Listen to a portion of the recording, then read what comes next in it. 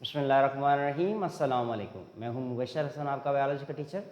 हम क्लास 9 में चैप्टर 7 को डिस्कस कर रहे थे, जो कि बायोमॉलिक्यूल्स हैं।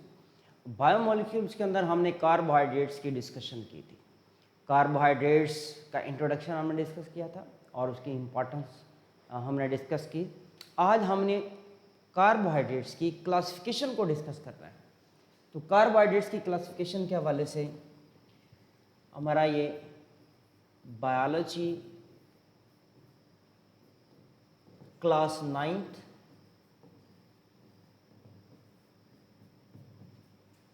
का चैप्टर 7 है।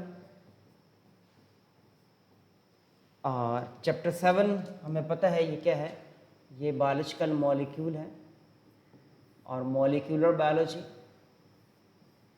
बायोलॉजिकल मॉलिक्यूल्स के अंदर हम अभी डिस्कस कर रहे हैं कार्बोहाइड्रेट्स को। कार्बोहाइड्रेट्स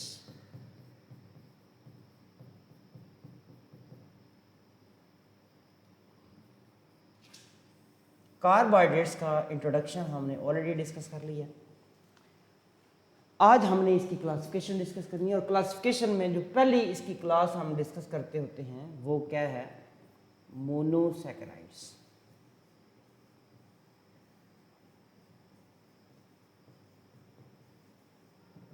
मोनोसैकेराइड्स मोनोसैकेराइड्स सैकेराइड के लिए हमने ऑलरेडी डिस्कशन की। जो वर्ड सैकेराइड है, सैकेराइड किससे निकला है, सैकरोन से निकला है। और सैकरोन का मतलब क्या होता है, शुगर। तो ये सारे शुगर्स हैं। अच्छा, मोनो के लिए यहाँ पे हम बात करते हैं। मोनो का मतलब है इसके पास वन और सिंगल सैकेराइड होता है, सिंगल यूनिट होता है और सिंगल शुगर होता है। ये बात यहाँ पे इम्पॉर्टेंट है।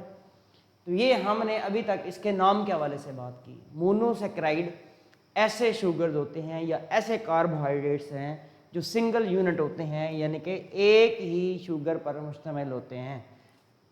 अच्छा, इसी के अंदर मैं यहाँ पर इसकी प्रॉपर्टीज मेंशन करने लगा हूँ, या आप उसको कैरेक्टरिस्टिक्स कहते हैं। Monosaccharides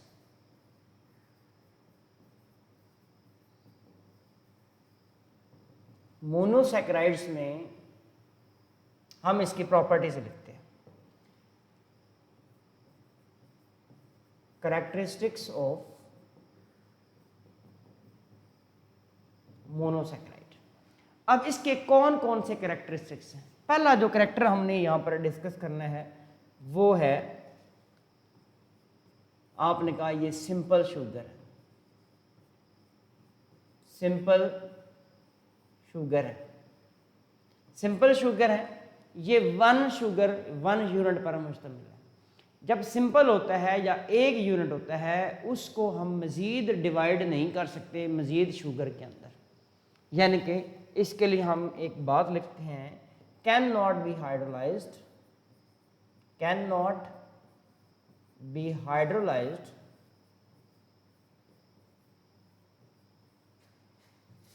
into more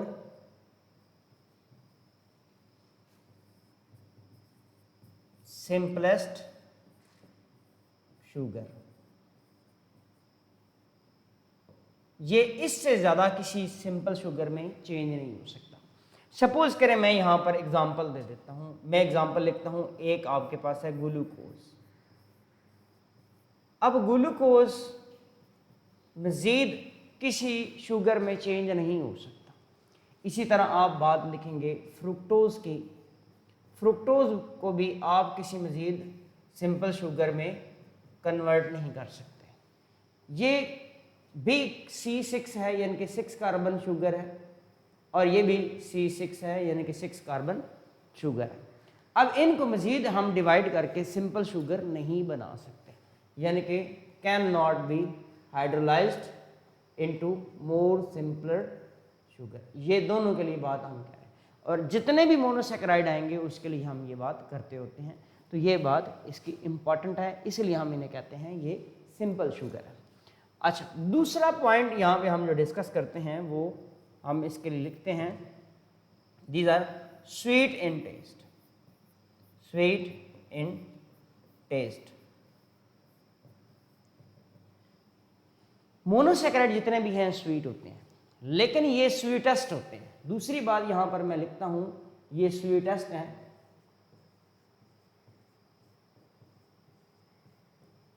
among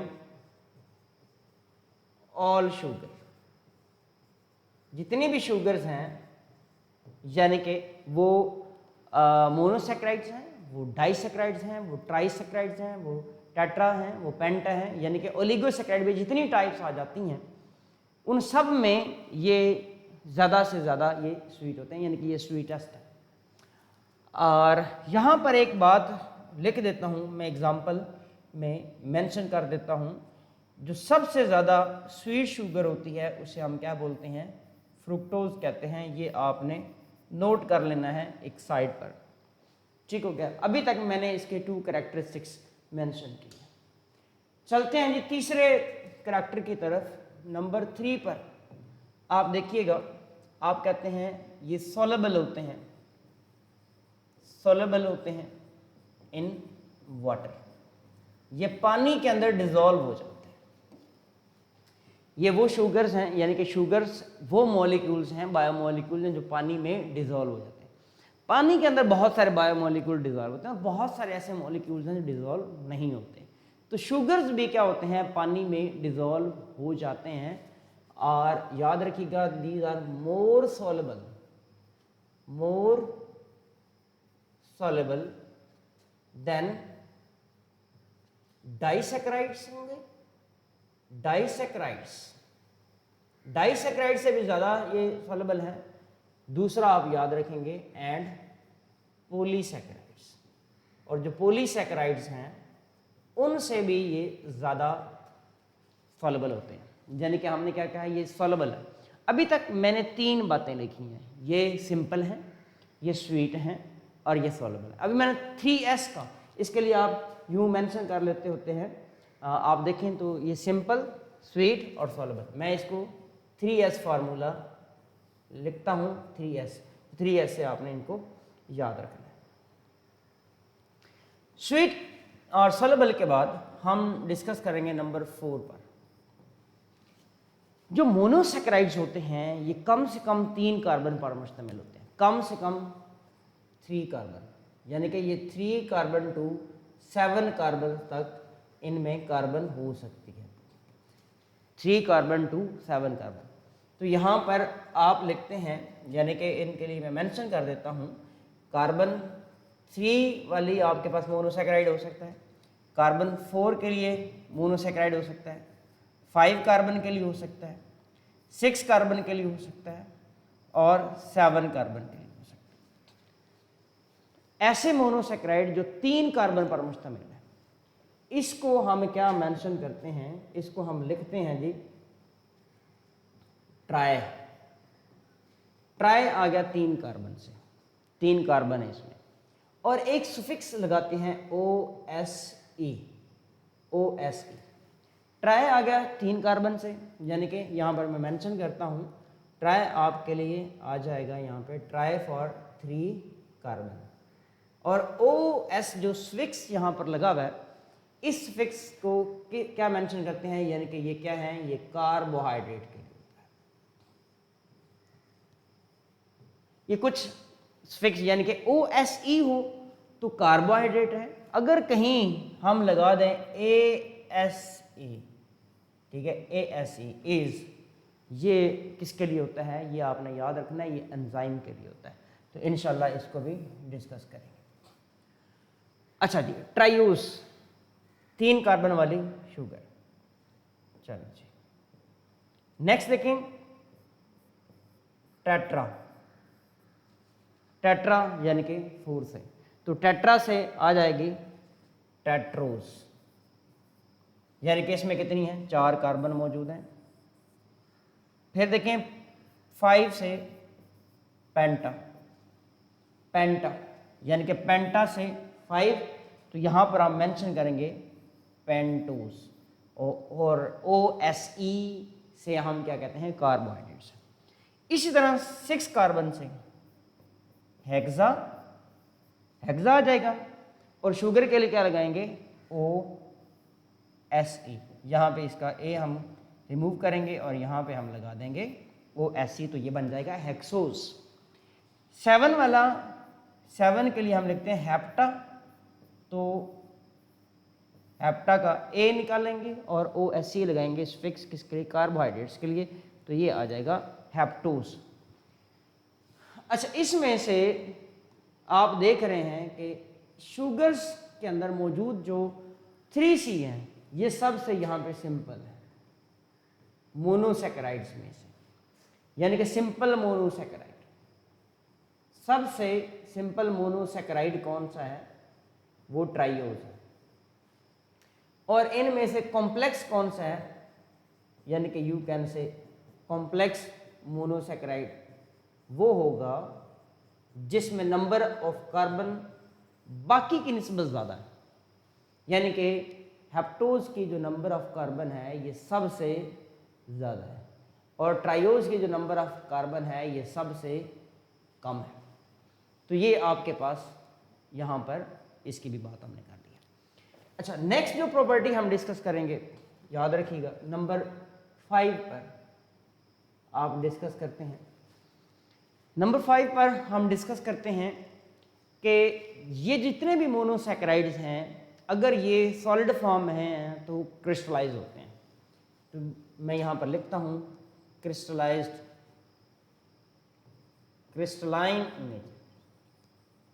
crystalline in nature, जब किस फॉर्म में हो, सॉलिड हो। मैं यहाँ पे मेंशन करता हूँ, जब ये सॉलिड होंगे तब ये क्रिस्टलाइन फॉर्म में होते हैं। लेकिन जब इनको डिसॉल्व किया जाता है, जब इनको डिसॉल्व फॉर्म में ये आ जाते हैं या पानी में डिसॉल्व किया जाता है, उस वक्त ये रिंग स्ट्रक्चर बना देते हैं। ये क्या बनाएंगे, रिंग स्ट्रक्चर बनाएंगे। जब ये क्रिस्टलाइन फॉर्म में है तो ये चेन स्ट्रक्चर में होते हैं, इनका उस वक्त चेन स्ट्रक्चर होता है। हमने कल बात की थी ग्लूकोज के हवाले से, ग्लूकोज की भी बात कर सकते हैं। आपकी बुक में राइबोज का लिखा हुआ है, हम राइबोज की भी बात कर सकते हैं। आए देखते हैं, ये आपके पास राइबोज है। राइबोज, मैं यहाँ पर कुछ एग्जांपल लिखता हूँ प्रीवियस स्लाइड के अंदर, ताकि आपको कुछ ना कुछ यहाँ पे मज़ीद इंफॉर्मेशन आपको मिल जाए। देखिएगा, पेंटोज के लिए मैं एग्जांपल लिख रहा हूँ एक राइबोज की। पेंटोज के लिए एग्जांपल लिख दिया राइबोज, और हेक्सोज के लिए हमने ऑलरेडी 2 एग्जांपल मेंशन किए हैं, एक फ्रुक्टोज, एक ग्लूकोज। ये 3 एग्जांपल मैंने यहाँ पर मेंशन कर दी हैं क्योंकि हमने इनको आगे भी डिस्कस करना है, तो इसलिए 3 एग्जांपल यहाँ पे मैंने मेंशन किए हैं। पेंटोज की भी, पेंटोज की एक, राइबोज, और हेक्सोज 2 हेक्सोज यानी कि फ्रुक्टोज और ग्लूकोज।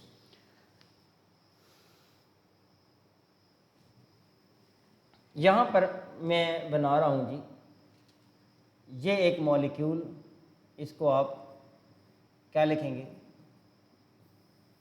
ये इसका आ गया है एल्डिहाइड ग्रुप, एल्डिहाइड ग्रुप आ गया, ये इसका एल्डिहाइड ग्रुप है।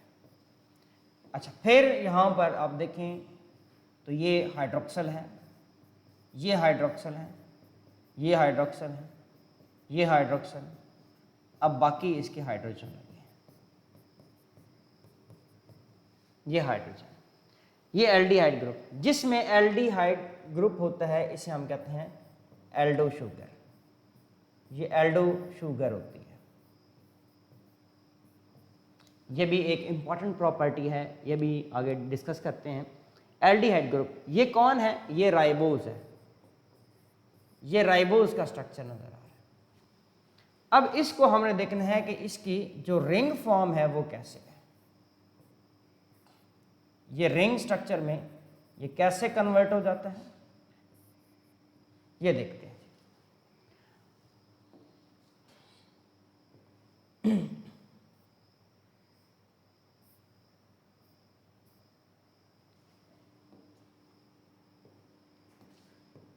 यहाँ पर ऑक्सीजन है, ये कार्बन है, ये भी कार्बन है, ये कार्बन है, ये कार्बन है, और यहाँ पर इसकी एक कार्बन आ जाती है। अब ये 5 कार्बन आपने यहाँ पे याद रखनी है। ये कार्बन नंबर 1 है, ये 2 है, ये 3 है, ये 4 है, और ये कार्बन नंबर 5 है। अब इसके साथ इसके लगाएंगे हम यहाँ पे हाइड्रोक्सिल है, ये हाइड्रोजन है, एक हाइड्रोक्सिल यहाँ पर है, एक हाइड्रोजन ये है, एक ये हाइड्रोक्सिल है, एक ये हाइड्रोजन है, और यहाँ पे इसका हाइड्रोजन आ जाएगा। इस C के साथ क्या होगा, CH2OH।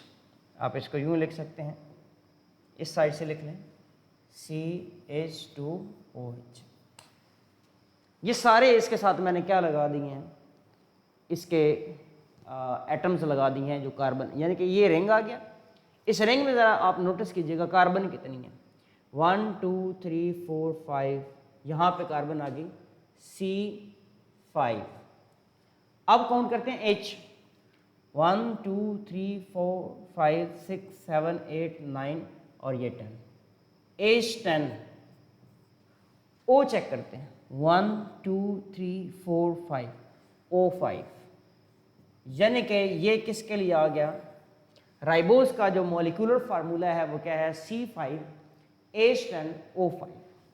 अब यहाँ पर इसके अंदर हम देखते हैं कि इसका मॉलिक्यूलर फार्मूला कैसे है। आइए चलिए, सबसे पहले कार्बन काउंट करते हैं, 1 2 3 4 5, C5। अब यहाँ पे H काउंट करते हैं, 1 2 3 4 5 6 7 8 9 10, तो कितने आ गए, H10 आ गए। ऑक्सीजन काउंट करें, 1 2 3 4 एंड 5, O5। आप ज़रा नोट करें, इसका मॉलिक्यूलर फार्मूला, इसका मॉलिक्यूलर फार्मूला बिल्कुल सेम है, और ये इसकी चेन स्ट्रक्चर है और ये इसका रिंग स्ट्रक्चर है। जब ये डिज़ोल्व फॉर्म में होता है, सॉल्यूशन के अंदर चला जाता है, यानी कि पानी में इसको डिज़ोल्व करते हैं, तो ये वाला जो चेन स्ट्रक्चर है ये कन्वर्ट हो जाता है किसके अंदर, इसके इस रिंग स्ट्रक्चर के अंदर कन्वर्ट हो जाता है। अब चलते हैं ज़रा अपनी बुक की तरफ और वहाँ से इसको डिस्कस करते हैं।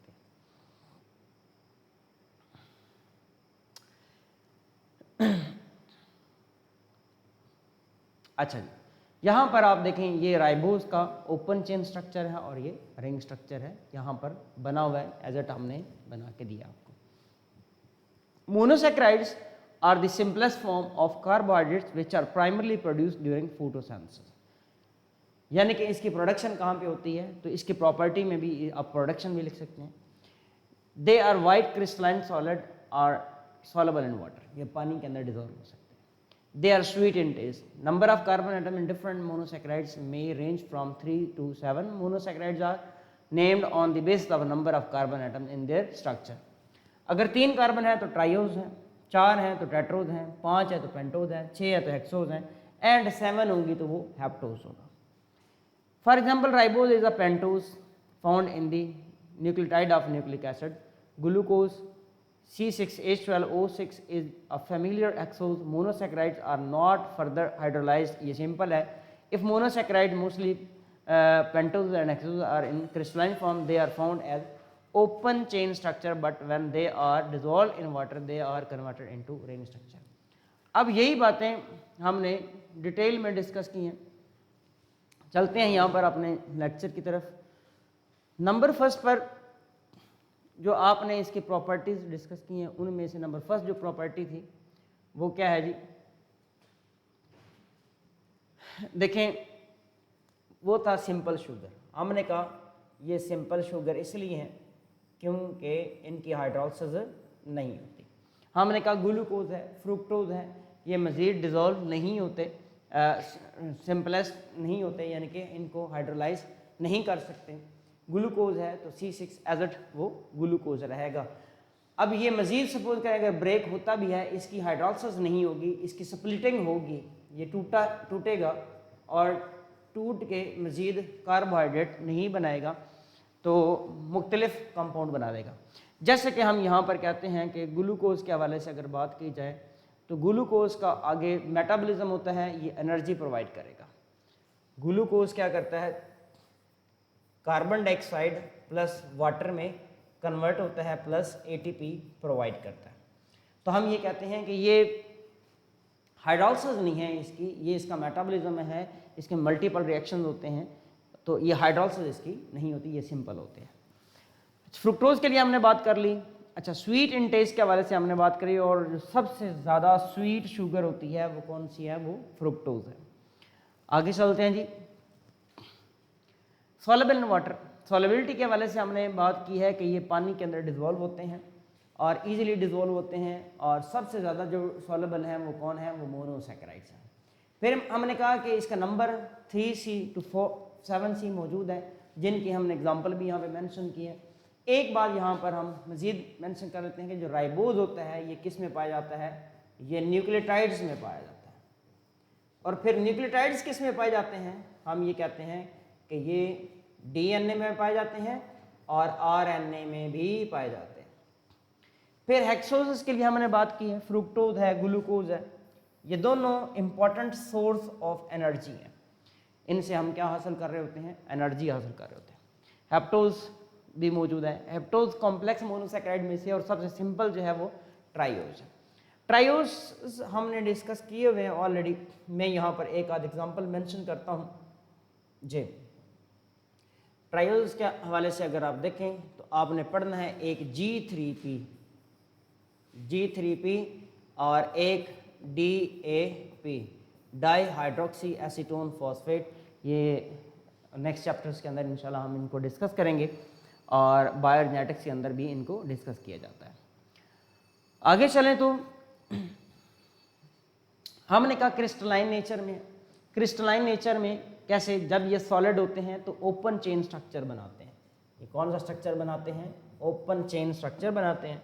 ओपन चेन स्ट्रक्चर के हवाले से आप देखें, यहाँ पे आपको राइबोज का ओपन चेन स्ट्रक्चर नजर आ रहा है। ये ओपन चेन स्ट्रक्चर किस में कन्वर्ट होता है, रिंग स्ट्रक्चर में कन्वर्ट होता है। कैसे, जब भी मोनोसैकेराइड्स को हम डिसॉल्व करते हैं किसके अंदर, पानी के अंदर, तो ये किस में कन्वर्ट हो जाते हैं, ये एक रिंग स्ट्रक्चर में जो है वो कन्वर्ट हो जाते हैं। तो ये अब यहाँ पर एक और प्रॉपर्टी मेंशन करते हैं जी, चेक कीजिएगा। फंक्शनल ग्रुप के हवाले से नंबर 6 पर मैं लिखता हूँ फंक्शनल ग्रुप, एल्डो शुगर और कीटो शुगर।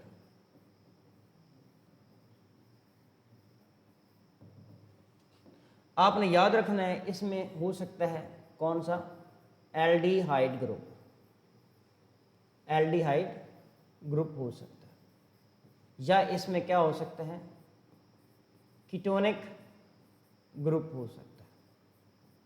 अब ऐसे शुगर्स जिनमें एल्डिहाइड ग्रुप है, इनको एल्डो शुगर कहते हैं, और जिनमें कीटोनिक ग्रुप है इनको कीटो शुगर कहते हैं। ये दो तरह के मोनोसैकेराइड्स की फर्दर टाइप्स हैं। अच्छा, फिर हमने इनकी एक और प्रॉपर्टी भी लिख लेनी है, इनकी प्रोडक्शन के हवाले से। प्रोडक्शन में हम कहते हैं ऑल मोनोसैकेराइड्स, ठीक है, जो प्रोडक्शन होती है मोनोसैकेराइड्स की वो फोटोसिंथेसिस होते हैं। तो हम लिखेंगे मोनोसैकेराइड्स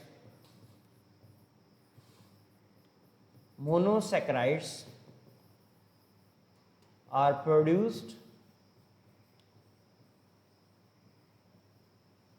through photosynthesis। ये फोटोसिंथेसिस से प्रोड्यूस होते हैं। अच्छा, फोटोसिंथेसिस में हमने याद रखना है सबसे पहले क्या प्रोड्यूस होता है, ग्लूकोज। फिर ग्लूकोज की कन्वर्जन होती है ये डिफरेंट कंपाउंड्स बना रहा होता है। ये फिर इंटर कन्वर्जन होती है ग्लूकोज की और फिर ये मल्टीपल कंपाउंड बना रहा होता है। तो ये प्रोडक्शन के हवाले से भी हमने बात कर लिया यहाँ पे। तो ये आपके पास इम्पॉर्टेंट एक लेक्चर था जो कि कार्बोहाइड्रेट्स में मोनोसैकेराइड्स पर मुश्तमिल था। इसी को अगेन से हम अपनी बुक की तरफ ले जाते हैं, वहाँ से डिस्कशन करते हैं। ये मोनोसैकेराइड आपके पास मौजूद है, ये मोनोसैकेराइड मौजूद है, इसे ओपन चेन स्ट्रक्चर कहते हैं, ये हमने ऑलरेडी डिस्कस कर लिया। और नेक्स्ट जो है वो राइबोज या रिंग स्ट्रक्चर में कैसे, ये इसमें कैसे कन्वर्ट होता है। ये सॉलिड फॉर्म में है, वाइट क्रिस्टलाइन फॉर्म में है। जब इसी को पानी में डिजोल्व किया जाता है तो ये क्या बनाता है, ये राइबोज रिंग स्ट्रक्चर बनाता है। फिर इनके अलग से नाम होते हैं। तो ये था मोनोसैकेराइड जो कि हमने डिस्कस किया है। इससे प्रीवियस तमाम लेक्चर्स, तमाम चैप्टर्स के हमारे यूट्यूब चैनल पर मौजूद हैं, आप वहाँ से देख सकते हैं। आपका कोई क्वेश्चन हो तो कमेंट सेक्शन में कमेंट करके ज़रूर पूछें और हम आपको इंशाल्लाह बताएंगे। तो आज का लेक्चर कंप्लीट होता है। मुझे और हमारी टीम को दें इजाज़त। अल्लाह हाफिज़।